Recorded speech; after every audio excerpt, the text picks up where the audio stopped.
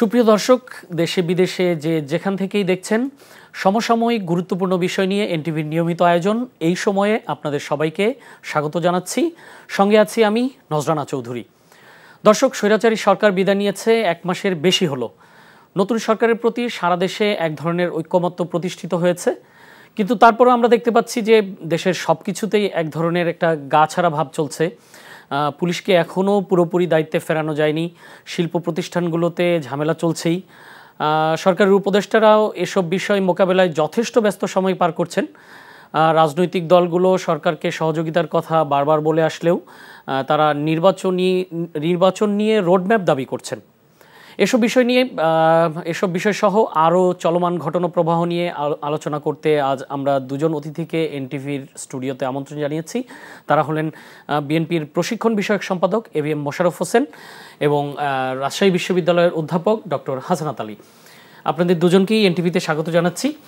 তো আমি শুরুতেই যেই কথাটি বলছিলাম যে 1 মাসের বেশি হলো যে স্বৈরাচার সরকার বিদায় নিয়েছে এবং 8 তারিখে বর্তমান অন্তর্বর্তীকালীন সরকার, যিনি নোবেল বিজয়ী অর্থনীতিবিদ এবং বাংলাদেশে বহুল জনপ্রিয়, শুধু বাংলাদেশ নয় বাংলাদেশের বাইরেও, এবং উনি কিন্তু জনগণের প্রত্যাশা অনুযায়ী যারা বিপ্লব করেছেন সারা দেশের মানুষই করেছেন, তা না হলে 15 বছর যাবৎ যেই সরকার বাংলাদেশে ছিল তাদেরকে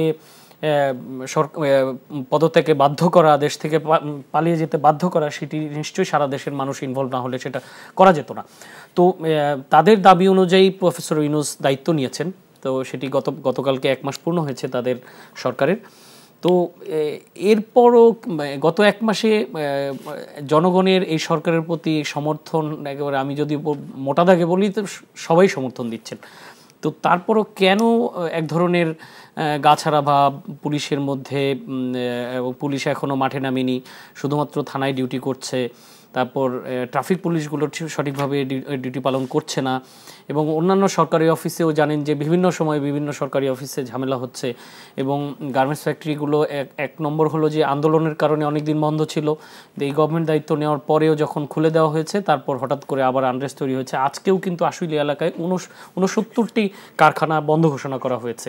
তো আপনার কাছে জানতে চাই এভিএম মোশাররফ হোসেন, যে আপনারা তো বাংলাদেশের বৃহত্তম রাজনৈতিক দল বিএনপির প্রতিনিধিত্ব করেন আপনি, তো আপনারা কি মনে করেন রাজনৈতিক দলের একজন সেন্ট্রালের সদস্য হিসেবে যে এই ঝামেলাগুলো কেন শেষ করা যাচ্ছে না? ধন্যবাদ আপনাকে, ধন্যবাদ আমার সহ-আলোচক এবং এনটিভির দর্শক যারা আমাদেরকে দেখছেন, সবাইকে আমি শুভেচ্ছা জানাচ্ছি।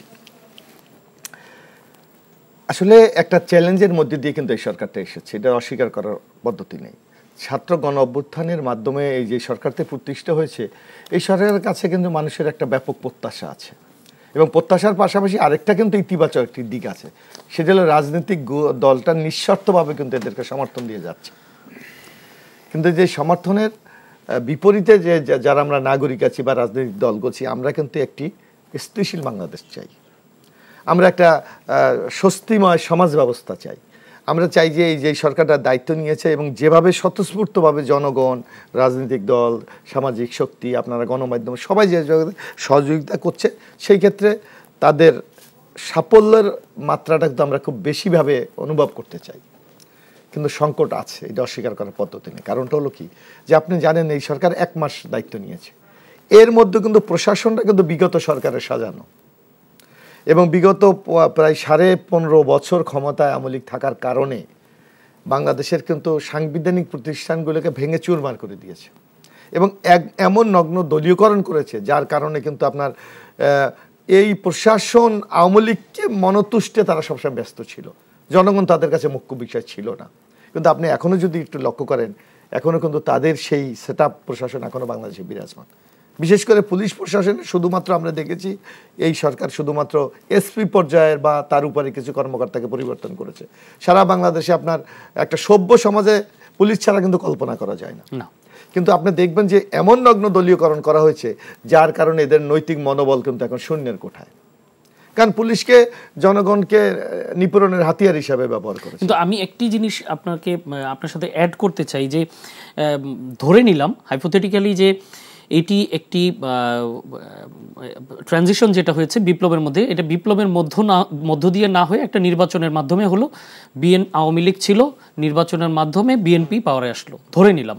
তো বিএনপি পাওয়ারে আসলে তো এরকম হওয়ার কথা না। এর আগেও আমরা নির্বাচনের পরে দিয়ে দেখেছি প্রশাসন কিন্তু নির্বাচিত গভর্নমেন্টকেই সহযোগিতা করে প্রথম থেকেই। হ্যাঁ, রদবদল হয়, সেটা সাধারণ প্রক্রিয়ায় হয়, কিন্তু এই সময় এইটা কেন হচ্ছে না? এখানে একটা দেখবেন রাজনৈতিক দলের কিন্তু একটা শক্তি আছে, তার একটা কাঠামো আছে। আপনি দেখবেন আমরা বাংলাদেশ জাতীয়তাবাদী দল কেন্দ্র থেকে শুরু করে একেবারে ওয়ার্ড, গ্রাম, মহল্লা পর্যন্ত কিন্তু আমাদের একটা সাংগঠনিক ধারাবাহিকতা আছে এবং আমাদের সাংগঠনিক কমিটি আছে। সুতরাং যার কারণে আমরা কিন্তু যদি আপনার সেন্ট্রাল থেকে বোদামটা টিকলে কিন্তু একেবারে তৃণমূল পর্যন্ত আপনার লাইটটা কিন্তু জ্বলবে। যেই সরকারটা আছে এদের কিন্তু এই ভিত্তিটা নাই। এদের ভিত্তিটা হলো একটা জনসমর্থন। এখন ওই যে এই কথাটা কে দায়িত্ব কে পালন করবে এই ধরনের কিন্তু একটা আছে। আপনি যদি স্পেসিফিক কাউকে দায়িত্বটা না দেন তাইলে কিন্তু এটা হয় না। এক, পাশাপাশি আপনি যেই প্রসঙ্গটা উত্থাপন করেছেন, আজকে দেখেন পুলিশ প্রশাসন জনগণের উপর এমনভাবে কিছু কিছু সকল পুলিশ কর্মকর্তা এই অপরাধের সাথে জড়িত, এটা আমরা বিশ্বাস করি না। আমরা মনে করি পুলিশ হলো একটা সভ্য সমাজের জন্য সবচেয়ে একটা কার্যকরী শক্তি। কিন্তু আপনি দেখবেন যে কিছু কিছু পুলিশ কর্মকর্তা এমনভাবে সরকারের নগ্ন দলীয়করণ করেছে এবং মনে হয় যেন তাদের দায়িত্ব হলো আওয়ামী লীগকে সেভ করা, কিন্তু তাদের বিরুদ্ধে তো ব্যবস্থা নেওয়া হচ্ছে। কিন্তু আপনার এই যে সেট আপটা এখনো রয়ে গেছে, যার কারণে আপনি অনেক প্রশাসন এখনো কিন্তু তারা দায়িত্ব পালন বা থানার বাইরেই বেরোতে পারছে না। এখন জনজীবনে একটা আমাদের দেশে আপনি কি হয় যে যখন আইনশৃঙ্খলা রক্ষাবাহিনী মাঠে থাকে তখন মানুষের মধ্যে কিন্তু একটা সতর্কতা তৈরি হয়, মানুষ নিজেকে সংযত করে।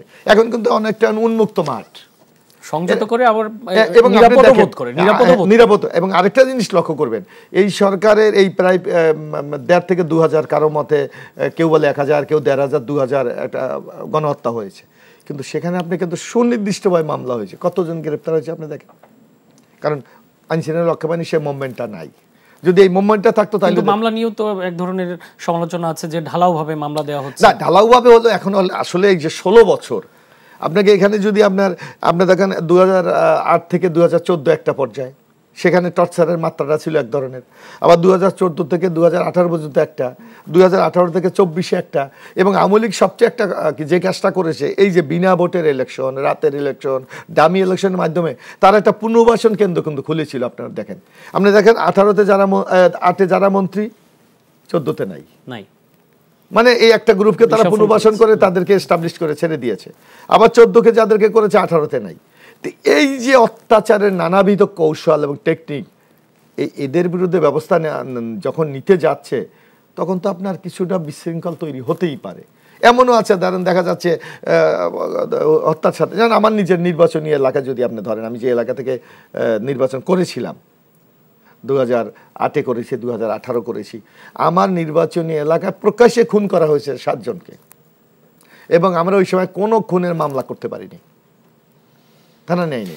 এখন যদি সেই মামলা হয়, আপনি 2009-এর ঘটনার মামলা হলে কিছু তো ব্যতিক্রম হবে। সে আপনার তত্ত্ব উপাত্ত বলেন, আপনারা আলামত বলেন, অথবা যারা তখন রাজনীতি করতো, যারা এই হত্যাকাণ্ডের সাথে, এখন কিন্তু তারা ফিল্ডে নাই।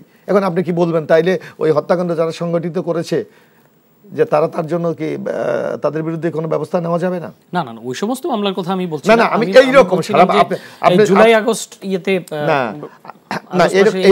মামলা তো জুলাই আগস্টে আপনি বাংলাদেশে কত মামলা হয়েছে, জুলাই আগস্টে আপনি হত্যা হয়েছে কতগুলো, আপনি সেইটা দেখেন। আপনি যার বাড়িঘর পুড়িয়ে দেওয়া হয়েছে কত, সেইটা দেখেন। আহত হয়েছে কত মানুষ। আমি একটা কথা বলি, আমাদের দলের আপনি যে ছাত্র গণ অভ্যুত্থান, এটা তো একটা সামগ্রিক সকল জনগণ অংশ। আমাদের দলের দিকে বিএনপির 127 জন নিহত হয়েছে, ছাত্র দলের 139 জন নিহত হয়েছে, 10 জনের জীবনের তরে চক্ষু অন্ধ হয়ে গেছে। আপনি এই ক্ষেত্রে যদি মামলা হয় তাহলে আপনি এটাকে কি যত্রতত্র মামলা বলবেন, না সুনির্দিষ্ট অভিযোগের ভিত্তিতে মামলা বলবেন? তাই মানুষ যারা ভিকটিম তারা নিজের উদ্যোগে অনেকে মামলা করছে, যে একটা পরিবেশ পেয়েছে, তারা সাহস পেয়েছে। বরং আমি মনে করি মামলা এখন হয়েছে, এখন এইটাকে প্রকৃত অপরাধী, প্রথম মামলা হলেই তো আপনি অপরাধী শনাক্ত হচ্ছে না, এটা ইনভেস্টিগেশন হবে, পুলিশ চূড়ান্ত প্রতিবেদন দেবে, তারপর সেটা একটা মামলা কাঠামোতে দাঁড়াবে, তারপর এটা সাক্ষী হবে, হবে, এটা একটা দীর্ঘ প্রক্রিয়া। সুতরাং আমি মনে করি এখানে অতিরঞ্জিত বলাও যেমন ঠিক হবে না, আবার যারা বিচার থেকে এতদিন বঞ্চিত হয়েছে তাদের উপর অবজ্ঞা করাও ঠিক হবে না। একটা ব্যালেন্স রেখে আমাদের এগিয়ে যেতে হবে। মোশাররফ হোসেন, আমরা আপনার কাছে আবার আসবো। তো ডক্টর হাসনাত আলী, আপনার কাছে জানতে চাই যে এবিএম মোশাররফ হোসেন যেটি বলছিলেন যে সরকারের এই পরিস্থিতিটা একেবারে কন্ট্রোলে নিয়ে আসার জন্য কিছু যেটি আসলে সমস্যার কথা বলছিলেন, যে এই কারণে এটি কন্ট্রোলে আনতে একটু দেরি হচ্ছে। তো আমি আপনার কাছে জানতে চাই যে এইগুলো আসলে এই সমস্যাগুলো মোকাবেলা করে কিভাবে কন্ট্রোলে আনা যায়, সেই জিনিসটা যদি আপনি একটু আলোকপাত করেন। ধন্যবাদ আপনাকে, ধন্যবাদ জানাচ্ছি আমার বিজ্ঞ সহ আলোচক এবিএম মোশাররফ হোসেন ভাইকে, আপনার দর্শকদেরকে। দেখেন, এই সরকার 1 মাস হয়ে গেল ক্ষমতায়। উনি যথার্থই বলছিলেন যে একটি জনবিপ্লব বলেন, ছাত্র বিপ্লব বলেন, ছাত্র জন অভ্যুত্থান বলেন, তার মধ্য দিয়ে একটি নতুন বাংলাদেশ আমরা পেয়েছি। যে বাংলাদেশ আমরা প্রত্যাশা করেছিলাম, ভালোবাসার বাংলাদেশ হবে, ঐক্যের বাংলাদেশ হবে, শান্তির বাংলাদেশ হবে, বৈষম্যহীন একটি বাংলাদেশ হবে। যে বাংলাদেশে 5 তারিখের আগের বাংলাদেশ মানুষ দেখবে না বা দেখার চিন্তাও করবে না, এরকম একটি বাংলাদেশের স্বপ্ন দেশের মানুষ দেখেছিল বলেই কিন্তু 1000-এরও অধিক মানুষ একেবারে স্বেচ্ছায় রক্ত দিয়েছে, স্বেচ্ছায় জীবন দিয়েছে, কেউ পিছপা হয়নি।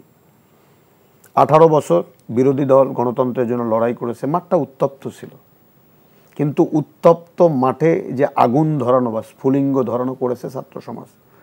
1জন গুলি করে মেরেছে, 2জন দাঁড়িয়ে গেছে।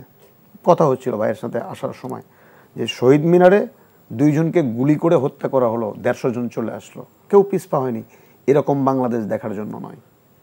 সেই জায়গায় 18 বছর অবিচার হয়েছে, অন্যায় হয়েছে, বিরোধী দলের নেতৃবৃন্দ বাড়িতে থাকতে পারেনি, ঘুমাতে পারেননি, পালিয়ে বেড়াচ্ছেন, অজস্র নির্যাতন করা হয়েছে। গত 30 তারিখে আন্তর্জাতিক গুম দিবস বাংলাদেশে পালন হয়েছে। আমরা কি বাচ্চাদের কান্না শুনিনি? বিধবা স্ত্রী তার স্বামীর জন্য এখনো দরজার দিকে তাকিয়ে থাকে, কবে তার স্বামীটি আসবে। যে সন্তানটি মায়ের গর্ভে ছিল, বাবা হারিয়ে গেছে, এখন পর্যন্ত খুঁজে পায় না। আমরা জানি। আমি যেটি জানতে চাচ্ছি, আমি আসছি সেই জায়গাতে। তো এরকম একটি বাংলাদেশ তো আমরা নতুন করে দেখতে চাই না। তাহলে 1 মাস হয়ে গেল, আপনি কতদিন মানুষকে বলবেন যে আরেকটু সময় লাগবে, আরেকটু সময় লাগবে? মানুষ তো স্বস্তি চায়, শান্তিতে ঘুমাতে চায়। মানুষ কোনোভাবেই চায় না যে আওয়ামী লীগ যে সমস্ত দখল, দুর্নীতি, লুটপাট করেছে, এখন এই নির্দলীয় অন্তর্বর্তীকালীন সরকারের অধীনে ঠিক একই কাজটি হোক। আইন শৃঙ্খলা বাহিনী অ্যাক্ট করবে, অপরাধীকে অপরাধী হিসেবে চিহ্নিত করবে, সে কোন দল করে, কোন দলের সমর্থক, কতটা তার শক্তি, কতটা নির্যাতন হয়েছে, আদালত আছে, কোর্ট আছে, বিচারালয় আছে, বিচার হবে। আইন তার বিরুদ্ধে একেবারে নির্মোহভাবে প্রয়োগ হবে, আইনের সুশাসন প্রতিষ্ঠিত হবে। কিন্তু আবার যদি আমি নতুন করে সেই 2024-এর 5ই আগস্টের আগের বাংলাদেশে যদি আমি ইচ্ছা মতো দখল করলাম, পুনর্দখল করলাম, তারপরে হুমকি দিলাম, ধামকি দিলাম, মারলাম, গায়ে হাত দিলাম, এরকম বাংলাদেশ দেখতে চাই না। এখন প্রশ্নটা বন্ধ করার দায়িত্ব কার? দেখেন, মাঠের সবচেয়ে বৃহৎ দল বিএনপি, তাদের নেতা উপর্যুপরি বলছেন, উপর্যুপরি যে আপনারা অপরাধীকে চিহ্নিত করুন, তাদেরকে ধরে আইনের আওতায় নিয়ে আসুন। আমি দোষ দিতে পারতাম সেই কর্মীদের বিরুদ্ধে, আমি সেই দলের বিরুদ্ধেও আজকে আমি কথা বলতে পারতাম, কিন্তু বাদ পাচ্ছি না এই কারণে যে তাদের স্ট্যান্ডিং কমিটির মেম্বারের বিরুদ্ধে একটি, যিনি প্রায় দীর্ঘদিন দেশের বাইরে অবস্থান করছেন, ছোট্ট একটি ভুল হয়ে গেছে, সেখানেও কিন্তু উনি ক্ষমা করেননি, স্পিয়ার করেননি, তাকে কৈফিয়ত তলব করেছেন। তো এরকম বাংলাদেশে কেন আইন শৃঙ্খলা বাহিনী আজকে যারা এই সমস্ত দুর্বৃত্তায়ন করছে, দখল করছে, শুনছি, বা এই আপনি যে সমস্ত প্রশ্নগুলো বলছেন যে কতদিন আর লাগবে, না একদিনও দেওয়ার সময় নাই। কারণ যে দলটি নির্বাচিত হলে এখনই ক্ষমতা আসবে বলে মানুষ মনে করে, বা এই ধরনের একটি পারসেপশন, সেই দলের পক্ষ থেকে যখন বলা হয় যে আমরা অপরাধীর সাথে নেই, এবং যে নামেই ডাকা হোক না কেন, অপরাধীকে অপরাধী হিসেবে চিহ্নিত করে আপনারা আইনের আওতায় নিয়ে আসুন, তারপরে কেন আইন শৃঙ্খলা বাহিনী চুপ থাকে, কেন আইন শৃঙ্খলা বাহিনী ব্যবস্থা নেয় না, কেন প্রশাসন এখনও কখনো কখনো মনে হয় যে একটু শাই ফিল করছে, এটি আমার মাথায় আসে না। আমি শুধু এতটুকু বলতে চাই যে ছাত্র বিপ্লবের মধ্য দিয়ে যে বাংলাদেশটি, সেই বাংলাদেশটা হবে একদম যে আইন, সুশাসন, ন্যায় বিচার, তারপরে বৈষম্যহীন ন্যায্যতার একটি বাংলাদেশ তৈরি হবে, যে বাংলাদেশে প্রত্যেকটি মানুষ বাংলাদেশী হিসাবে মাথা উঁচু করে সমাজে টিকিয়ে থাকবে। এবং যারা এই কাজগুলো টিকে থাকতে বাধা সৃষ্টি করবে, অপকর্ম করবে, যেহেতু বৃহৎ দলটি বলে দিয়েছে, একদম স্টেট বলে দিয়েছে, তাহলে আইন শৃঙ্খলা বাহিনী আমি অনুরোধ করব যে আগামীকাল থেকে যে সকালটি তৈরি হবে সেই সকালে আর কোনো অন্যায্যতা তৈরি হবে না, মানুষ শান্তিতে একটি সকাল দেখবে, সেই প্রত্যাশাটা আমি করতে চাই।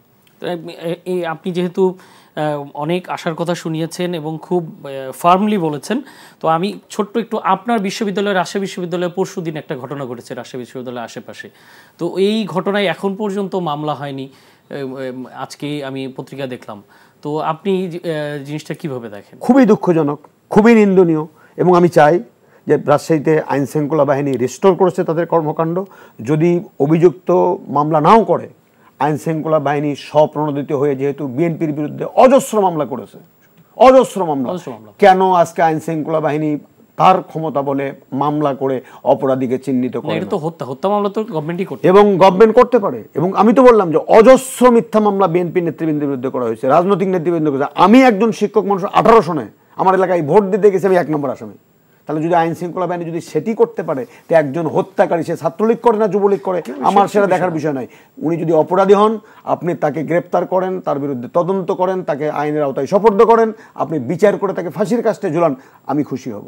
কিন্তু আপনি আইন নিজের হাতে তুলে নিয়ে হত্যা করে আপনি আবার ওই 2023-এর বাংলাদেশ ফিরে দেবেন, 2014-এর বাংলাদেশ ফিরে দেবেন, 2018-র বাংলাদেশ ফিরে দেবেন। এই জন্য আমার সন্তানরা রক্ত দেয়নি, এই জন্য আমাদের মতো মানুষরা, মোশাররফের মানুষরা জীবনের ঝুঁকি ছিল জেনেও ছাত্রদের পাশে দাঁড়ায়নি। এরকম বাংলাদেশ আমরা চাই না। এবিএম মোশাররফ হোসেন, আপনার কাছে আসতে চাচ্ছি যে গত কয়েকদিন ধরে প্রায় প্রতিদিনই বাংলাদেশ সীমান্তে বিএসএফের গুলিতে বাংলাদেশি নিহত হচ্ছেন। তো আজকেও কিন্তু মৌলভীবাজারে তো এর আগের দিন মারা গেল স্বর্ণা দাস, আজকেও কিন্তু একজন মারা গিয়েছে। তো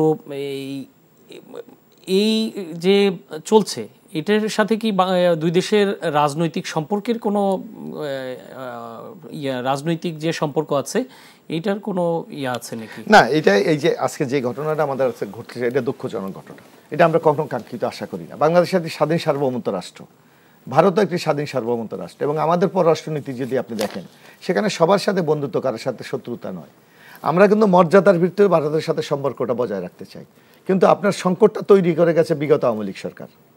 এমনভাবে ভারতের কাছে তারা নতজানু হয়েছে, ভারত বাংলাদেশকে একটি স্বাধীন সার্বভৌমত্ব রাষ্ট্র হিসেবে চিন্তা করতে একটা মনস্তাত্ত্বিক সংকট তাদের মধ্যে তৈরি। আওয়ামী লীগ ছাড়া বাংলাদেশ ভাবতেই পারে না।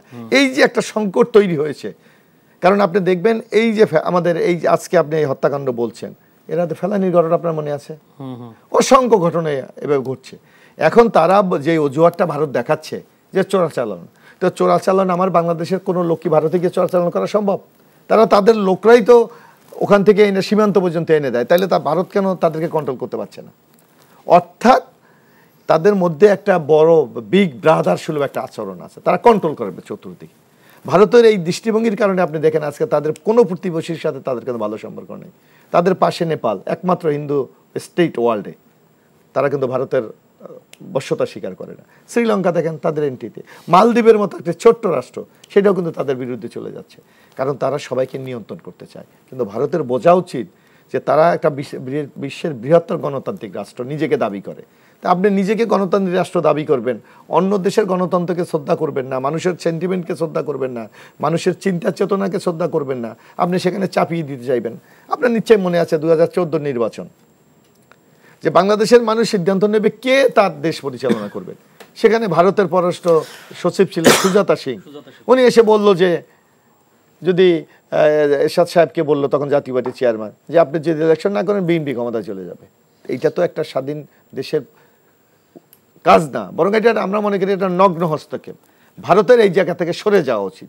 এবং বাংলাদেশের আমাদের স্বাধীনতার যুদ্ধে ভারত ভূমিকা রেখেছে, এই জন্য তো তাদের কাছে আমরা কৃতজ্ঞ। কৃতজ্ঞতার অর্থ এই নয় যে তাদের বশ্যতা স্বীকার করে আমাদের থাকা। আমরা আহ্বান জানাবো যে বারবার আমাদের পক্ষ থেকে বলা হচ্ছে, আমাদের এখানে এই অন্তর্বর্তীকালীন সরকার বলছেন, আমাদের মহাসচিব বলছেন, আমাদের চেয়ারম্যান বলছেন যে আমরা মর্যাদার ভিত্তিতে ভারতের সাথে একটা সম্পর্ক প্রতিষ্ঠা করতে চাই, এবং আমরা মনে করি সেই সম্পর্কটা আছে, কিন্তু ভারতের উচিত সেই মর্যাদার সম্মানটা দেখানো। পরশুদিন ভারতের প্রতিরক্ষা মন্ত্রী রাজনাথ সিং যে কথাটি বললেন, এই কথাটি আসলে উনি কেন বললেন, কি মনে হয়? এইটা আমার মনে হচ্ছে ভারতের ইন্টারনাল কিছু আনরেস্ট আছে। আপনি দেখেন পশ্চিমবঙ্গে একটা আন্দোলন চলছে, এখানে 7 সিস্টার যেখানে সেখানে মুভমেন্ট হচ্ছে, আপনার জম্মু কাশ্মীরের সংকট হচ্ছে। এই সংকট আমার মনে হয় জনগণের দৃষ্টিটাকে ভিন্নকায়িত নেওয়ার জন্য খুব পরিকল্পিতভাবে এই কথাটা উনি বলেছে আমার কাছে মনে হচ্ছে। সুতরাং এখানে তার একটা ক্ষমতায় থাকার একটা উচ্চাকাশ মানে একটা বিষয় থাকতে পারে, কিন্তু সামগ্রিকভাবে ভারতের মতো একটা গণতান্ত্রিক রাষ্ট্র এখন যে সংকট তাদের মধ্যে আছে সেই সংকটে তারা একটা যুদ্ধের মতো বড় ঝুঁকি নেবে এটা আমার কাছে মনে হচ্ছে না। আমার মনে হচ্ছে it is absolutely political stand. Political stand, কিন্তু তারা একদিকে যে আলোচনাটা যেখানে উনি উত্থাপন করেছেন সেটি হলো যে রাশিয়া ইউক্রেন যুদ্ধ, হামাস ইসরায়েল যুদ্ধ এর সাথে বাংলাদেশ পরিস্থিতির সাথে তুলনা করেছেন। না, এটা ওই যে একটা বিগ ব্রাদার সুলভ তাদের একটা আচরণ, বাংলাদেশকে তাদের মতো দেখতে চায়। এখন বাংলাদেশের মানুষ তো স্বাধীন চেতনা। বাংলাদেশে আপনি দেখেন যে আমরা যুদ্ধ করে দেশ স্বাধীন করেছি, ভারত আমাদের সহায়তা করেছে, কিন্তু রক্ত আমাদের 30 লক্ষ শহীদের গিয়েছে। ভারত এই মর্যাদাটা বোঝা উচিত, এবং আমরা কিন্তু তাদেরকে সর্বোচ্চ সম্মান দেওয়া হয়েছে। আমাদের স্বাধীনতা যদি ইন্দিরা গান্ধীর যে ভূমিকা, তার জন্য কিন্তু বাংলাদেশের রাষ্ট্রের পক্ষ থেকে সর্বোচ্চ শ্রদ্ধা তাকে জানানো হয়েছে। আমার মনে হয় ভারত এই জিনিসটা অনুধাবন করা উচিত, নিয়ন্ত্রণ নয় বরং গণতন্ত্রকে সহায়তা করা উচিত তাদের। তাইলে আমার মনে হয় ভারতও ভালো থাকবে অনেকটা। ধন্যবাদ এবিএম মোশাররফ হোসেন। আমি অধ্যাপক ডক্টর হাসনাত আলী আপনার কাছে একই বিষয় একটু জানতে চাই যে এইসব ঘটনার প্রেক্ষিতে আজকে কিন্তু পররাষ্ট্র উপদেষ্টা তৌহিদ হোসেন বলেছেন যে সীমান্ত হত্যা বাংলাদেশ এবং ভারতের সম্পর্কের পথে অন্তরায়, সুসম্পর্কের পথে অন্তরায়। আর একই সাথে যে বাংলাদেশের পক্ষ থেকে নিউ ইয়র্কে জাতিসংঘ সাধারণ পরিষদের অধিবেশনের সাইড লাইনে ভারতের প্রধানমন্ত্রীর সাথে একটি মিটিংয়ের প্রস্তাব রাখা হয়েছিল বাংলাদেশের পক্ষ থেকে, বাংলাদেশের প্রধান উপদেষ্টার সাথে। ভারত এখন পর্যন্ত সেটিতে সাড়া দেয়নি, এবং ভারতের কিছু গণমাধ্যম জানিয়েছে ভারত হয়তোবা এটাতে উৎসাহ বোধ করছে না এই মিটিংয়ের জন্য। তো আপনার কি মনে হয় যে বাংলাদেশের আর ভারতের সম্পর্কটি আসলে কোন দিকে যাচ্ছে? দেখেন, সম্পর্কটা তো দ্বিপাক্ষিক, একপাক্ষিক কখনো হয় না। ভারত এই একপাক্ষিক একটি দলের সাথে সম্পর্ক করতে যেয়েই কিন্তু আজকে চরম অস্বস্তিতে পড়েছে। আমাদের যতটা না অস্বস্তি তার চেয়ে 1000 গুণ অস্বস্তি ভারত পড়েছে। কারণ একজন পতিত সরকারের প্রধানমন্ত্রীকে তারা তাদের দেশে স্থান দেওয়ার মধ্য দিয়ে সারা বিশ্ববাসীর কাছে তাদের ইমেজ কিন্তু ক্ষুণ্ণ হয়েছে। তারা কোনো গণতন্ত্রপূর্ণ মানুষকে জায়গা দেয়নি, জায়গা দিয়েছে এমন একজন মানুষকে যে মানুষটি 18 বছরের তার কর্তৃত্ববাদী শাসনের মধ্য দিয়ে এদেশের শিক্ষাঙ্গন ধ্বংস করেছে, অর্থনীতি লোপাট হয়ে গেছে, ব্যাংকগুলো দেউলিয়া হয়ে গেছে। কালকেও দেখছিলাম যে 10টা ব্যাংক দেউলিয়া হয়ে যাবে, এবং দেশের ডলার সংকট, জ্বালানি সংকট, একেবারেই ভঙ্গুর একটা অর্থনীতি। তো এটি তো ভারত এক ধরনের অস্বস্তিতে দেখাবেই। হ্যাঁ, বাংলাদেশ পজিটিভ গেস্টার দেখিয়েছে, নিঃসন্দেহে প্রশংসিত হবে আন্তর্জাতিক বিশ্বে। কারণ ভারতের যদি এটা যদি সরাসরি যদি উনি না করে দেন আলটিমেটলি দিন শেষে, আমি মনে করি না বাংলাদেশে কিছু হারানোর কিছু আছে। আমার মোশাররফ ভাই বলছিলেন যে স্বাধীনতা যদি অবদান রেখেছেন, এখানে কি ভারতের স্বার্থ ছিল না? শুধু বাংলাদেশের স্বার্থ ছিল? ভারত এই বাংলাদেশ স্বাধীন করার মধ্য দিয়ে ভারত তো অন্তত যে পাকিস্তানের যে ফোবিয়া ছিল ভারতের মধ্যে, পূর্ব পাকিস্তান পশ্চিম পাকিস্তান, সেই ফোবিয়া থেকে কি ভারত লাভবান হয়নি? তাহলে সেই লাভবানের কথা কি একবারও স্বীকার করে ভারত? এই যে স্বাধীনতার অবদানের কথা বলে হাজার হাজার কোটি টাকা যে স্বাধীনতার পরে নিয়ে যাওয়া, এবং আমার দেশের রেলপথ, নদী, আকাশপথ, তারপরে আমার ফেনী নদীর পানি একতরফাভাবে প্রত্যাহার করে নেওয়া, এই যে বড় ভাই সব যে কথাটা বলছিলেন, এখানে বন্ধুত্বের কথা বলা হয়। বন্ধু কখনো কি বন্ধুকে অপ্রয়োজনীয় পানি ছেড়ে দিয়ে 71 জন লোককে যখন হত্যা করে তখন আপনি তাকে বন্ধু বলবেন? যখন আমার পানি প্রয়োজন তখন তিস্তা বন্ধ করে, মরুকরণ করে, বালু দিয়ে আমাদেরকে হত্যা করে বন্ধু বলবেন? এটা কি বন্ধুত্বের নিশানা? ফেলানিকে হত্যা করা, কালকে যে স্বর্ণা দাসকে হত্যা করলো, তার কাছে কোনো অস্ত্র পাওয়া গেছে? কোনো মারণাস্ত্র? তাহলে আপনি যদি ধরে থাকে আপনি তাকে গ্রেপ্তার করেন, আপনি গ্রেপ্তার করে নিয়ে যান, আপনি আইনে বিচার করেন, ফ্ল্যাগ মিটিং করেন, ফিরে দেন। নাহলে যদি বেশি অপরাধী হয়, আপনি আপনার দেশের প্রচলিত আইন আছে, আপনি যদি একজন সালাউদ্দিনকে বাংলাদেশ থেকে নিয়ে যায়, আপনি যদি 8 বছর তাকে আটকিয়ে রাখতে পারেন, বিএনপির একজন সিনিয়র নেতাকে, তা আপনি ওই স্বর্ণা দাসকে, ফেলানিকে বা আরও যাদেরকে গুলি করে হত্যা করছেন, আপনি বিচার করে সেই জেলখানায় রাখেন? বিষয়টা তো এরকম না।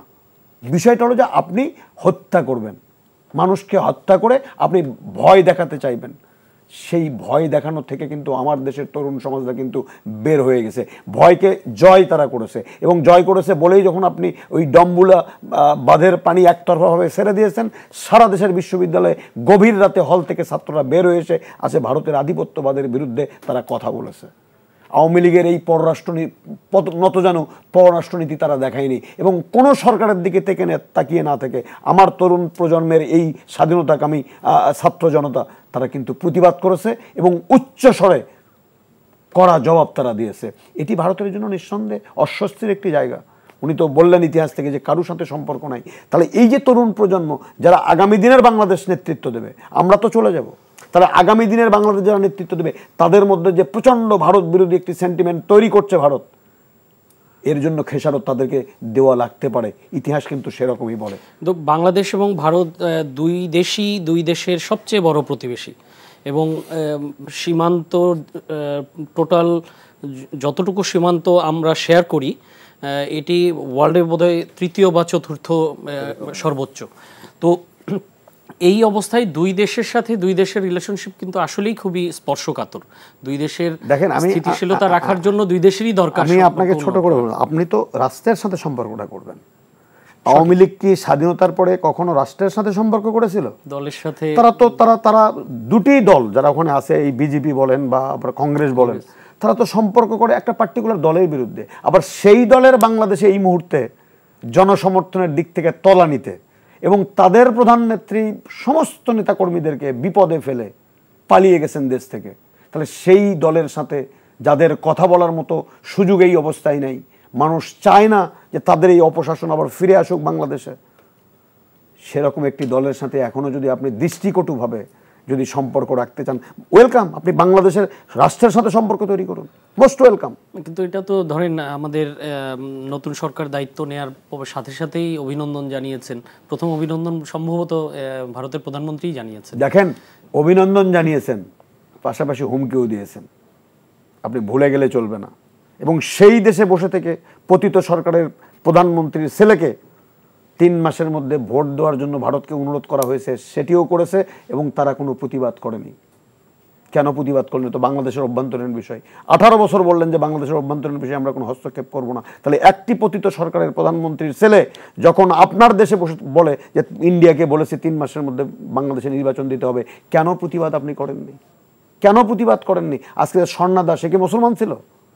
আপনি এই সরকারের বিরুদ্ধে সীমান্তে আমি এটা বলি, এই সরকার আসার পরে তো হিন্দু নিধন বা হিন্দুত্ব নিধন নিয়ে তো একটা তারা তো রীতিমতো মিডিয়াতে প্রচার চালিয়েছিল। আমি সেই জায়গায় বলতে চাচ্ছি, আমরা হিন্দু, বৌদ্ধ, খ্রিস্টান সবাই তো বাংলাদেশি আমরা। তা আমি বলছি যে সেই জায়গায় আপনি স্বর্ণা দাসকে হত্যা করলেন, কি বুঝাতে চান আপনি? আমি সেই জায়গা পরিষ্কার করতে চাই। আমি মনে করি ভারতের শুভবুদ্ধির উদয় হবে। ভারত স্বস্তিতে নেই। আজকে উনি বললেন ত্রিপুরাতেও আজকে মানুষ সংক্ষুব্ধ। তা আপনি পার্শ্ববর্তী কোনো দেশের সাথে আপনার সম্পর্ক ভালো হবে না, এটা প্রমাণ করে যে আপনি জাতি হিসাবে অহিংস নন, জাতি হিসাবে আপনি অসাম্প্রদায়িক নন, জাতি হিসাবে আপনি শান্তিপ্রিয় নন। তাহলে আপনি নিজের দেশে অশান্তি তৈরি করছেন এবং পার্শ্ববর্তী সকল দেশকে আপনি অশান্তির বীজ বপন করছেন। আমার দেশের এই দ্বিতীয় স্বাধীনতা অর্জনকারী তরুণ প্রজন্ম এটিকে ভালোভাবে নিচ্ছে না, এটা ভারতকে মনে রাখতে হবে। তবে আমরা রাষ্ট্রীয়ভাবে ভারতের সাথে বন্ধুত্ব চাই, অবশ্যই চাই, কিন্তু সেটি মর্যাদার সম্পর্ক। আপনি আমাকে প্রয়োজনে মারবেন, অপ্রয়োজনে কথা বলতে আসবেন, এটি তো হতে পারে না, এবং এটি তো গ্রহণযোগ্য হতে পারে না। আমি একটু এবিএম মোশাররফ হোসেন, আপনার কাছে একটি বিষয় নিয়ে জানতে চাই, যে রাজনৈতিক বিষয়, যে এই যে গণবিপ্লব হলো, এই গণবিপ্লবে যারা নেতৃত্ব দিয়েছে মূলত শিক্ষার্থীরাই নেতৃত্ব দিয়েছে, এবং আমরা জানি যে বৈষম্য বিরোধী ছাত্র আন্দোলন তারাই এটার নেতৃত্বে ছিল, এবং তাদের যে তাদেরকে আবার নেতৃত্ব দিয়েছে কিছু সমন্বয়ক, কিছু স্টুডেন্ট ছিলেন।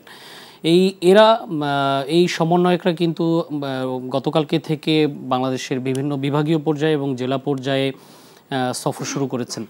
তো এবং বিভিন্ন জায়গায় তারা রাজনীতি নিয়ে কথাও বলছেন, যে বিশেষ করে গতকালকে মুন্সিগঞ্জে সার্জিস আলম বলেছেন যে মেধাবীদের রাজনীতিতে আসতে হবে, অথবা রাজনৈতিকভাবে সচেতন হতে হবে। তো আপনার কি মনে হয় যে এই স্টুডেন্টরা কি কোনো নতুন রাজনীতির দিকে যেতে পারে, বা এরকম কোনো ইচ্ছা আছে? এটা তো বাংলাদেশের স্বাধীন সার্বভৌমত্ব রাষ্ট্র, যে কোনো লোক তো তার রাজনৈতিক মতামত ব্যক্ত করতে পারবে, এবং বরং আমরা মুক্ত গণমাধ্যমে তো বিশ্বাস করি, মুক্ত স্বাধীনতা আমরা বিশ্বাস করি, এবং যেটা আমাদের সংবিধান কিন্তু সেই স্বীকৃতি আমাদের আর্টিকেল আপনার 39-এ যদি যান, 40 যান, 40 সেটা আপনি পাবেন। কিন্তু আমরা এই বিগত 18 বছর এই আমাদের সাংবিধানিক অধিকারগুলো ছিল না বলেই তো আজকে এই বাংলাদেশে আছে গণবিস্ফোরণটা ঘটেছে। সঠিক। বরং আমি মনে করি হ্যাঁ, আজকে সমন্বয়ক যারা আছে তারা তাদের দৃষ্টিভঙ্গি হয়তো প্রকাশ করছে। এখন এটা সিদ্ধান্ত নেওয়ার মালিক হলো বাংলাদেশের জনগণ, কাকে গ্রহণ করবে কারে গ্রহণ করবে না। এখন আপনি বলেন একটা ছাত্র গণ অভ্যুত্থান হয়েছে, এটা কিন্তু বাংলাদেশের সকল মানুষ স্বীকৃতি দিয়েছে এবং সকল রাজনৈতিক দল বলেন, আপনি যদি একেবারে একটু তালিকা দেখেন, ছাত্র গণ আন্দোলন কিন্তু রাজনৈতিক দলের নেতৃবৃন্দ কি কম আত্মহত্যা দিয়েছে? অনেক মারা গিয়েছে। আমি বিএনপির তো হিসাব করে দেখেছি 127 জন আমাদের নিহত হয়েছে, ছাত্র দলেরই 39 জন। শিশু আপনি দেখেন 52 জন শিশু, ওরা তো রাজনীতি বোঝে না, ওরাও তো আত্মহত্যা দিয়েছে। অর্থাৎ আমাদের এই আত্মত্যাগটা কেন? যে বাংলাদেশের আজকে সাংবিধানিক প্রতিষ্ঠানগুলিকে ধ্বংস করে দিয়েছে, আজকে আমাদের অর্থনীতিকে ধ্বংস করে দিয়েছে, আজকে বাংলাদেশের ইমেজ বিশ্বের সংকট। বাংলাদেশের মানুষ আপনি আর যা কিছু বলেন, আপনি স্বাধীনভাবে বাঁচতে চায়, কথা বলতে চায়, সেই অধিকার আপনি কেড়ে নিয়েছেন। সেই অধিকার থেকে মুক্তির জন্য যে কথাটি চমৎকারভাবে বলেছেন প্রফেসর সাহেব, যে মাঠটা প্রস্তুত ছিল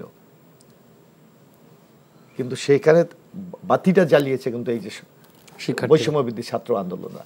এখন আপনি রাজনৈতিক দল বলেন, সামাজিক শক্তি বলেন, এই যে আপনাদের গণমাধ্যম কর্মীরা, তাদেরও তো অবদান কি কম ছিল? সকলের অংশগ্রহণের মাধ্যমে সর্বশেষে চূড়ান্তভাবে আমরা স্বৈরাচারী শেখ হাসিনাকে পরাজিত করেছি। যার কারণে আমার মনে হয় ছাত্ররা কথা বলবে, রাজনৈতিক দলগুলি বলবে, গণমাধ্যম বলবেন, এবং আমাদের টার্গেটটা কি? আগামী দিন একটি নির্বাচিত সরকার। সুতরাং আমি মনে করি এই বক্তব্যকে আমি ইতিবাচক হিসাবেই দেখতে চাই, কিন্তু সিদ্ধান্ত নেওয়ার মালিক হলো কিন্তু জনগণ। আর সেই জনগণকে সিদ্ধান্ত নেওয়ার পরিবেশটা তৈরি করার দায়িত্ব কিন্তু ইন্টেরিয়াম গভর্নমেন্টকে, যার জন্য তাদেরকে কিন্তু জরুরি ভিত্তিতে বেশ কিছু কাজ করতে হবে। একটা হলো যেটা কথাটা তারা বলছে, আমাদের কিছু সংস্কার, বিশেষ করে শেখ হাসিনা সরকার বিগত এই যে প্রায় 15.5 বছর ক্ষমতায় থেকে আমাদের নির্বাচনী ব্যবস্থাকে জাদুঘরে পাঠিয়ে দিয়েছে। এই জাদুঘর থেকে এটা ফিরিয়ে আনতে হবে, যেটা আমাদের নেত্রী এবং খালেদা জিয়া আপনার ভিশন 2030-তে স্পষ্ট ভাষায় বলেছে যে আমি জনগণের। কি মনে হয় যে কোন কোন বিষয়ে সংস্কার কাজটা সবচেয়ে জরুরি দরকার? আমি মনে করি যে এই যে সব জায়গায় হাত দিলে তো অনেক লম্বা সময় আজকে বাংলাদেশে কিন্তু আপনার নানা সংকট তৈরি আছে, কিন্তু আপনাকে প্রায়োরিটি কিন্তু এখানে ফিক্সড করতে হবে। যেমন একটা হলো স্বল্প মেয়াদী, আপনার দ্রুত কি সংকট সমাধান করে আপনি একটা নির্বাচনের দিকে যাওয়া যায়। দ্বিতীয়ত মধ্যমেয়াদী, আমার সমাজ ব্যবস্থাকে সচল রাখার জন্য আমি আপাতত কি করতে পারি। আর একটা চূড়ান্ত যে আমার একটা দীর্ঘমেয়াদী একটা ডিসিশন আমাকে নিতে হবে। তো এইটা যদি আজকে ইন্টেরিয়াম গভর্নমেন্ট যদি আমার এই টার্গেটটা ফিক্সড করতে পারে, এখন তারা কিছু বাস্তবায়ন করলেন, পরবর্তী যে গভর্নমেন্ট তারা আসবে তারা কিছু করবে, বা পরবর্তী গভর্নমেন্ট আসবে তারা করবে। কিন্তু আপনি একই সাথে যদি সব কিছু বাস্তবায়ন করতে, যেমন আপনি একেবারে যদি আমাকে মানে বুলেট দাগে, মোটা দাগে বলতে বলেন, প্রথম দরকার আমার নির্বাচন কমিশন সংস্কার। কিভাবে আমার নির্বাচন কমিশনের নিয়োগ হবে, তাদের নির্বাচনী বিধিমালা কি হবে সেটা হবে। আমার বাংলাদেশে আসন বিন্যাস নিয়ে একটি বিরাট বিতর্ক আছে, সেগুলি কিভাবে সংকট হবে। আপনি বাংলাদেশের স্বাধীনতা 53 আজ পর্যন্ত বিচারক নিয়োগের কোনো বিধিমালা নাই, আপনি সেখানে টাইম করতে হবে। আমার সাংবিধানিক প্রতিষ্ঠান পাবলিক সার্ভিস কমিশনে সরকার ইচ্ছে করলেই আপনার নিয়োগ দিয়ে দিতে পারে, সেখানে আপনার একটা চূড়ান্ত আইনের কাঠামো তৈরি করতে হবে। আপনার আমার মানবাধিকার কমিশন কাজ করতে পারছে না, অথচ এটা আমার সংবিধান একটা প্রতিষ্ঠান, সেটাকে কীভাবে কাজ করে সেটা। আজকে পাবলিক সার্ভিস কমিশনে বিরাট বিতর্ক, প্রশ্নমত্ত ফাঁস, ওখানে আইনে এই যেগুলি আপনার সাংবিধানিক প্রতিষ্ঠান, এগুলিকে একটা আইনের কাঠামোর মধ্যে নিয়ে আসতে হবে। তারপর আপনাকে করতে হবে এই যে একটা নগ্ন দলীয়করণ হয়েছে দীর্ঘ 16 বছর, এই জায়গা থেকে জাতিকে মুক্ত করতে হবে। সরকার কিছুটা শুরু করেছে ইন্টেরিয়াম গভর্নমেন্ট, কিন্তু এটাকে আরও ব্যাপকভাবে এটার গতিটা বাড়াতে হবে। কারণ আপনি যে বলছেন যে আমার এই যে প্রশাসন অনেকটা গা ছাড়া, এই প্রশাসনকে যদি আপনি সচল করতে হলে তাহলে তো এদেরকে আপনার মুভমেন্টের মধ্যে রাখতে হবে, তাদেরকে একটা গতিশীলতার মধ্যে নিয়ে আসতে হবে। গতিশীলতার অর্থ নিয়ে আসা একটা পরিবর্তন, এই পরিবর্তনটা দ্রুত করতে হবে। 1 মাস হয়তো খুব বেশি সময় না, কিন্তু কমও না। আর যার যার মিনিস্ট্রিতে যদি শেষে দায়িত্ব পালন করে তাহলে কিন্তু অনেক কাজে এগিয়ে নেওয়া যাওয়া সম্ভব। তা আমি মনে করি যে এমার্জেন্সি যেগুলি দরকার সেগুলিকে ফিক্সড করে, এই যেমন আপনি মনে করেন আমাদের অর্থনৈতিক সংকট, আজকে একটা দেবপ্রিয় ভট্টাচার্যের নেতৃত্বে কিন্তু একটি ট্রান্সপোর্ট কাজ করছে, ওকে করুক। আজকে আমার সাংবিধানিক প্রতিষ্ঠানগুলো কিভাবে হবে এই জন্য তার একটা আলাদা একটা দায়িত্ব কাউকে দিতে পারে। আজকে আমার আর্থিক সংস্কারটা আমার কীভাবে হবে সেই ব্যাপারে একটা দায়িত্ব হতে পারে। আজকে প্রশাসন যে ভেঙে চুরমার করে দেওয়া হয়েছে, আগামী দিনে কী প্রশাসন হবে সেই ধরনের একটা নীতিমালা হতে পারে। তা আমার মনে হয় প্রায়োরিটি দিয়ে যদি এই বিষয়গুলিকে সরকার অগ্রাধিকার দেয়, তাহলে আমার মনে একটা ভালো ইতিবাচক ফল আমরা পেতে পারি। তো আমরা একটু ডক্টর হাসনাত আলী আপনাকে জানতে চাই যে আপনার কাছে যে আজকেও কিন্তু বিএনপি মহাসচিব মির্জা ফখরুল ইসলাম আলমগীর বলেছেন নির্বাচনের একটা রোডম্যাপ দাবি করেছেন যে গভর্নমেন্টের পক্ষ থেকে একটা রোডম্যাপ দেয়া হোক, এবং স্থায়ী কমিটির সদস্য আমির খসরু মাহমুদ চৌধুরী তিনিও বলেছেন যে যত দ্রুত সম্ভব গণতান্ত্রিক ব্যবস্থায় চলে যাওয়া বা নির্বাচনের ব্যবস্থা করা। তো কি মনে হয় যে এই গভর্নমেন্ট যদি নির্বাচনে ফিরতে চায়, সেটি নির্বাচন দিতে চায়, সেটি কত দিনের মধ্যে হতে পারে, বা রাজনৈতিক দলগুলো আসলে কতটুকু সময় তাদেরকে দিতে পারে? তো একদিকে হলো এই সরকার কতদিনে নির্বাচনটা দিবে, আরেকটা হলো যে রাজনৈতিক দলগুলো কতটুকু সময় ওনাদেরকে দিবেন, দুটো বিষয়। ধন্যবাদ। আমি ওই প্রশ্নের জবাব দেওয়ার আগে আমি যেহেতু একজন শিক্ষক, যেহেতু আমাদের তরুণ প্রজন্মের নেতা, আপনি বললেন যে কাছে কুমিল্লাই বলেছেন যে মেধাবীরা নেতৃত্ব দেবে, স্বাভাবিক তো। মেধাহীনরা নেতৃত্ব দেবে কেন? কবে দিয়েছিল মেধাহীনরা নেতৃত্ব? ঢাকা বিশ্ববিদ্যালয়, এখানে আমার সামনে বসে আছেন ছাত্রদলের সাবেক সভাপতি, ওনারাকে মেধাহীন? ঢাকা বিশ্ববিদ্যালয়ে মেধাবীরা নেতৃত্ব দেবে, এটাই প্রত্যাশিত, এটাই স্বাভাবিক। কারণ মেধাহীন যদি আপনি যদি দেখেন, একটা প্রবাদ আছে ইয়েতে, যে যদি আপনি 100 মেধাহীন মানুষ যদি মরে 100 মেধাহীন মানুষ যদি মরে যায়, যেতে দেন, কোনো সমস্যা নেই। কিন্তু 100 মেধাহীন মানুষ যদি 100টি মেধাবী মানুষের চেয়ারে বসে থাকে, অমেধাবী যারা, দেশ কিন্তু ধ্বংস হয়ে যাবে। আপনি মেধাবী নেতৃত্ব, কিন্তু প্রশ্ন হলো সেই মেধাবী নেতৃত্ব তৈরি করবে কারা? শিক্ষক। গত 18 বছরে বাংলাদেশে শিক্ষক নিয়োগের নামে ভোটার নিয়োগ করা হয়েছে। আমি আমার বিশ্ববিদ্যালয়ের কথা বলি, ভোটারই তো, আমি আমার দায়িত্ব নিয়ে বলি, রাষ্ট্রীয় বিশ্ববিদ্যালয়ের শিক্ষক, আমি সচেতন শিক্ষক হিসেবে গত 17 বছরে 4টি বিশ্ববিদ্যালয় বাংলাদেশে শেখ মুজিব কর্তৃক 73-এর অধ্যাদেশ অনুযায়ী পরিচালিত হয়। সেখানে লেকচারার ক্যাটাগরিতে সিন্ডিকেট মেম্বার হন, অ্যাসোসিয়েট প্রফেসর, অ্যাসিস্ট্যান্ট প্রফেসর। সেখানে সাদা দল নামে যারা আছে, বাংলাদেশি জাতীয়তাবাদী বিশ্বাসী, তারা লেকচারার, অ্যাসিস্ট্যান্ট প্রফেসরের কোনো পদে প্রার্থী দেওয়ার মতো লোক খুঁজে পায় না। যদি মেধার ভিত্তিতে শিক্ষক নিয়োগ হতো, এমনটি হওয়ার কথা ছিল না। তাহলে আপনি মেধাবী নিয়োগ না করে এবং এমন লোককেও নিয়োগ দেওয়া হয়েছে যাদের বিশ্ববিদ্যালয়ের শিক্ষক হবার কোনো যোগ্যতাই ছিল না। ইভেন মেধাহীন শিক্ষককে নিয়োগ দেওয়ার জন্য আপনি আইন পরিবর্তন করেছেন, মেধাহীনকে চাকরি দিয়েছেন, আবার সেই নিয়োগটা হওয়ার পরে আইন সংশোধন করেছেন। ঢাকা বিশ্ববিদ্যালয়ে মেধাহীন শিক্ষকরা দেননি আপনি। 3rd ক্লাস লোককে ঢাকা বিশ্ববিদ্যালয়ের ভাইস চ্যান্সেলর বানাননি, যে 3য় শ্রেণী পেয়েছেন। আপনি মেধাবী কোথায় পাবেন? তাহলে আপনাকে শুধু ওই জায়গায় হলে হবে না। এই যে শিক্ষক নিয়োগের নামে যে মেধাহীন মানুষদেরকে আপনি নিয়োগ করলেন, সেটি যদি আগামীতেও বলবৎ থাকে, তা আপনি ওই যে স্কলার প্রডিউস দ্য স্কলার, তা আপনি মেধা তো মেধা তৈরি করে, তা আপনি মেধাহীন শিক্ষক নিয়োগ দেবেন রাজনৈতিক বিবেচনায়, আর আপনি মেধাবী নেতৃত্ব প্রত্যাশা করবেন, এটা সার্জিলদের এই চাওয়া হয়তো প্রত্যাশা হতো। শুধু এই জায়গায় নয়, আপনি সারা দেশের শিক্ষা প্রতিষ্ঠানগুলোতে রাজনৈতিক বিবেচনায় গভর্নিং বডি তৈরি করে শিক্ষকের নামে একেবারেই শুদ্ধ করে একটি বাংলা দরখাস্ত লিখতে পারে না এমন লোককেও শিক্ষক হিসাবে নিয়োগ দেওয়া হয়েছে। কোথায় মেধাবী আপনি পাবেন? আপনি সরকারি কলেজ করেছেন, 200-250 সরকারি কলেজ করেছেন। আমি অন্তত 3-4টি কলেজের প্রিন্সিপালের আমি জানি, প্রিন্সিপালকে প্রিন্সিপাল বলতেছে, প্রিন্সিপাল যে একটা PAL হবে, ওটাকে পল নীতি বলতেছে, বানানো শুদ্ধ করে লিখতে পারে না। আপনি যেন তেন প্রকারে কলেজ সরকারি করে দিলেন, একবারও ভাবলেন না যে এখানে সেই মেধাসম্পন্ন শিক্ষক আছে কিনা যারা আমার সন্তানকে জ্ঞান গরিমায় সমৃদ্ধ করবে। একটু তো এই জায়গায় আপনাকে ফিরে যেতেই হবে, রাজনৈতিক বিবেচনায় নিয়োগটা বন্ধ করতে হবে, মেধাবীদেরকে নেতৃত্বে নিয়ে আসার পথটা সুগম করে দিতে হবে। আর আপনি যেটা বলছিলেন, দেখেন আমার জানা মতে বিএনপি কি বলেছে না, যে বিএনপি আজ থেকে বেশ কয়েকটা দিন আগে বলেছে যে এই যে সংস্কারের জায়গাটা কোথায়, একটা সুষ্ঠু গ্রহণযোগ্য ক্রেডিবল নির্বাচন করা, সংকটের জায়গায় সেই জায়গায় সেটি হয়নি কেন? সংবিধানকে 15 সংশোধনের মধ্য দিয়ে তত্ত্বাবধায়ক সরকার ব্যবস্থা যে 13 সংশোধনের মাধ্যমে বেগম খালেদা জিয়া ইনসার্ট করেছিলেন, সেটিকে বাতিল করে দলীয় সরকারের অধীনে ভোট করার যে পদ্ধতি তৈরি করলেন। বাংলাদেশের ইতিহাস বলছে, পার্লামেন্টারি সংসদীয় গণতন্ত্রে, যে কোনো নির্বাচন সুষ্ঠু হয়নি দলীয় সরকারের অধীনে। আপনি সংবিধানে রাখছেন দলীয় প্রধানকে রেখে আপনি করলেন। তাহলে এই সংবিধান সংশোধন করার জন্য যতটুকু যৌক্তিক সময় লাগে বিএনপি দিতে চেয়েছে, যে যৌক্তিক সময়, তাহলে কতদিন আপনি নেবেন এটা ঠিক করতে হবে আপনাকে। 2 নম্বর কথা, আপনি যে বিচারাঙ্গনের কথা বললেন, ছাত্রলীগের প্রধান বিচারপতি ছাত্রলীগের কাছ থেকে ফুল নেন, তো এরকম বিচারপতি যেন ওই চেয়ারে কোনোদিন আসার স্বপ্নও দেখতে না পারে, এই সংশোধনটা আপনি করবেন না।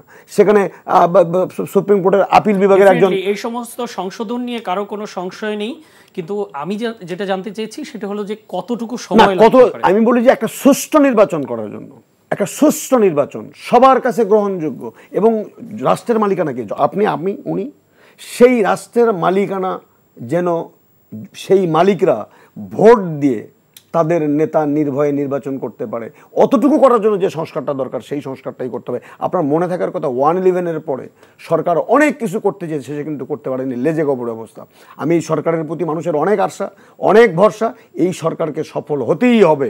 আমি শুধু ওইটুকু বলতে চাই যে যে অর্থনৈতিক সংস্কারটা শুরু হয়ে গেছে, বিচারপতিদের নিয়োগ প্রক্রিয়াটা, নির্বাচন কমিশন পুনর্গঠন করার জন্য একটা সুস্পষ্ট বিষয়টা, শিক্ষাঙ্গনে দলীয় বিবেচনায় কোনো শিক্ষক আর নিয়োগ কোনোদিন হবে না, মেধার ভিত্তিতে শিক্ষক নিয়োগ হবে, মোটা দাগে বিষয়টা। আর একটা হলো যে সংবিধানটা সংশোধন করে আর কিছু হবে না। আমার তো মনে হয় যে এটাকে একেবারেই এমন করে সাজানো দরকার, কারণ আবার একটা জিনিস মাথায় রাখতে হবে এই সরকারকেও, যে যা যা সংস্কার আপনি করবেন না কেন, পরবর্তী রাজনৈতিক যে সরকারটা আসবে তাদের কাছ থেকে কিন্তু রেটিফাই করে নিতে হবে।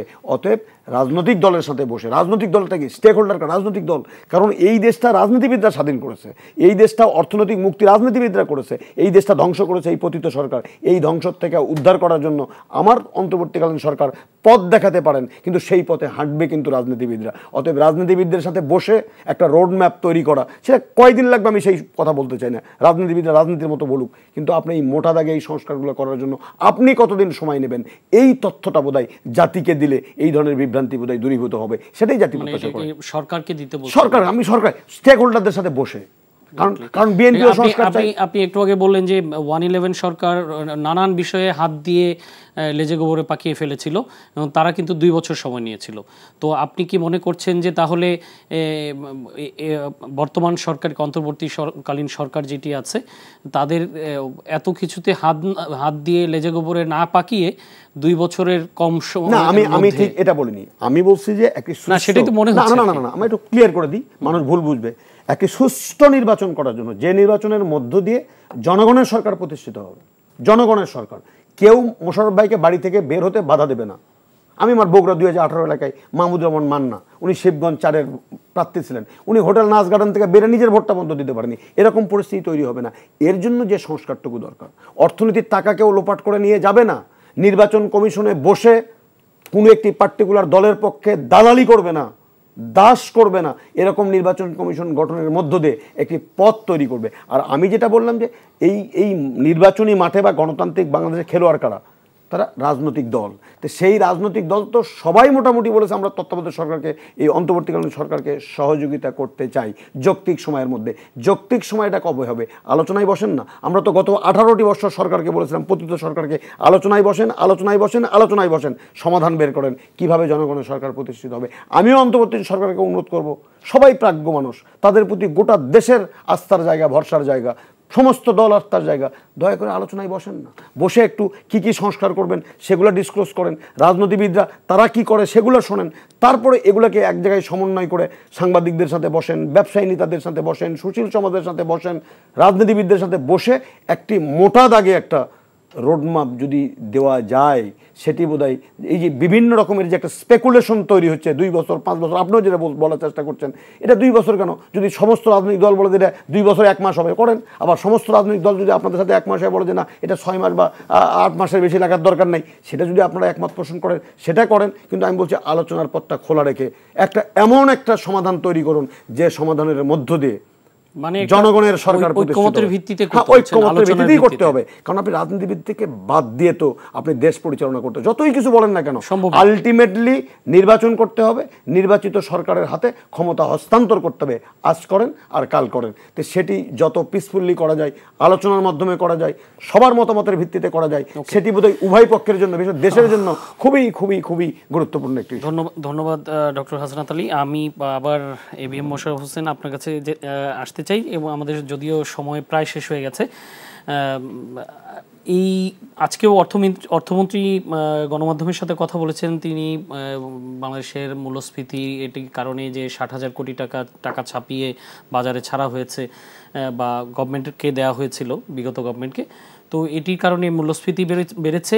পাশাপাশি চাঁদাবাজির কথাও বলেছেন, এবং চাঁদাবাজি উনি বলেছেন চাঁদাবাজি তো রিপ্লেসড হয়ে যাচ্ছে, এবং আমরা যেটি যে এই রিপ্লেসমেন্টের বেশিরভাগ কিন্তু একটি দলের স্টেক হোল্ডাররাই একটি দলকেই স্টেক হোল্ডার হিসেবে ধরা হচ্ছে বা এরকম কথা উঠে আসছে। যদিও আপনাদের দল থেকে, যদিও আপনার দলের চেয়ারপারসন, ভারপ্রাপ্ত চেয়ারপারসন এবং মহাসচিব সবাই কিন্তু এসব বিষয়ে খুবই কঠোর অবস্থানে আছেন, এবং আমি তো প্রতিদিনই দেখছি যে আপনাদের ভারপ্রাপ্ত চেয়ারম্যান বিভিন্ন প্রোগ্রামে বলছেন, এবং সাংগঠনিক ব্যবস্থাও নেওয়া হচ্ছে বিভিন্ন জায়গায় যদি দু একটি ঘটনা ঘটছে। তো কি মনে হয় আপনার যে দ্রব্যমূল্য যে কন্ট্রোলে থাকছে না এখন পর্যন্ত, এই তারপরও আগের সরকার নিশ্চয়ই সিন্ডিকেটের কারণে পারেনি, এবং তাদের তৎকালীন বাণিজ্যমন্ত্রী এটি সংসদে বলেছিলেন যে সিন্ডিকেটের বিরুদ্ধে তারা ব্যবস্থা নিতে পারছেন না। তো এখন তো সেই সিন্ডিকেট থাকার কথা না, তারপরও কেন দ্রব্যমূল্য কমানো যাচ্ছে না? আর চাঁদাবাজির সিন্ডিকেট রিপ্লেসড হয়েছে অর্থ উপদেষ্টার, এই বিষয়টি আপনি কিভাবে? না, এটা আমি পুরোপুরি একমত না তার সাথে। হ্যাঁ, তবে বিচ্ছিন্ন ঘটনা যে বাংলাদেশে কোথাও ঘটছে না এটা আমি অস্বীকার করি না, কিন্তু আপনাকে দেখতে হবে সেটা আগে যেমন আপনার বিগত যে সরকারটি ছিল শেখ হাসিনা পালিয়ে যে আগে গিয়েছে, তারা কিন্তু রাষ্ট্রীয় পৃষ্ঠপোষকতায় হয়েছে। এখন কি আপনার কোনো দলের পৃষ্ঠপোষকতা হচ্ছে না? আপনি দেখেন, আপনি কথা বলছেন, আমাদের দলের ভারপ্রাপ্ত চেয়ারম্যান জনাব তারেক রহমান স্পষ্ট ভাষায় বলেছে, যদি দলের কেউ কোনো শৃঙ্খলা বিরোধী কর্মকাণ্ডে জড়িত থাকে তার বিরুদ্ধে ব্যবস্থা, ইতিমধ্যে শতাধিক বহিষ্কার করা হয়েছে, মহাসচিব প্রতিনিয়ত বলছে। সুতরাং আমরা মনে করি এটা বিএনপির বিরুদ্ধে একটা সুনির্দিষ্ট একটা পরিকল্পিত একটা প্রচারণা, যাতে বিএনপির ইমেজটাকে ক্ষুণ্ণ হয়। কিন্তু আমরা বিশ্বাস করি বিএনপি এই কাজের সাথে কোনোভাবেই জড়িত না, বরং এখানে যেই কথাটি আমি মনে করি যে কথাটি অধ্যাপক সাহেব বলেছেন, যে আপনি যে টাইমের কথা বলেছেন, আপনার নিশ্চয় মনে থাকার কথা, সেটা শাসন পদত্যাগ করেছিল 6 ডিসেম্বর 1990, কিন্তু 27শে ফেব্রুয়ারি একটি অবাধ সুস্থ নিরপেক্ষ নির্বাচন হয়েছিল মাত্র 3 মাসের ব্যবধানে, এবং বাংলাদেশের ইতিহাসে এত নিরপেক্ষ নির্বাচন আজ পর্যন্ত হয়নি। তো 3 মাসে যদি একটি অবাধ সুস্থ নিরপেক্ষ নির্বাচন করা যায়, তাহলে আজকে সকল রাজনৈতিক দল ঐক্যমত যে আমরা একটা যৌক্তিক সময় নির্বাচন করতে চাই। আমার মনে হয় যদি এই ইন্টিরিয়াম গভর্নমেন্ট আন্তরিক হয়, রাজনৈতিক দলের সমর্থন আছে, সামাজিক শক্তির সমর্থন আছে, গণমাধ্যমের সমর্থন আছে, অবশ্যই তারা একটা যৌক্তিক সময় নির্বাচন দিয়ে বাংলাদেশে গণতান্ত্রিক বাংলাদেশ উপহার দেবে। ধন্যবাদ এবিএম মোশাররফ হোসেন এবং অধ্যাপক ডক্টর হাসনাত আলী। প্রিয় দর্শক, এই ছিল আজকের এই সময়ের আয়োজন। দেশে ডেঙ্গু আক্রান্তের সংখ্যা বৃদ্ধি পাচ্ছে, বেশ কয়েকজনের মৃত্যুর ঘটনাও ঘটেছে। এই অবস্থায় আপনারা সবাই নিজেদের আশেপাশের পরিবেশ পরিষ্কার পরিচ্ছন্ন রাখবেন, এই আহ্বান রেখে এবং সকলের সুস্থতা কামনা করে বিদায় নিচ্ছি। শুভরাত্রি।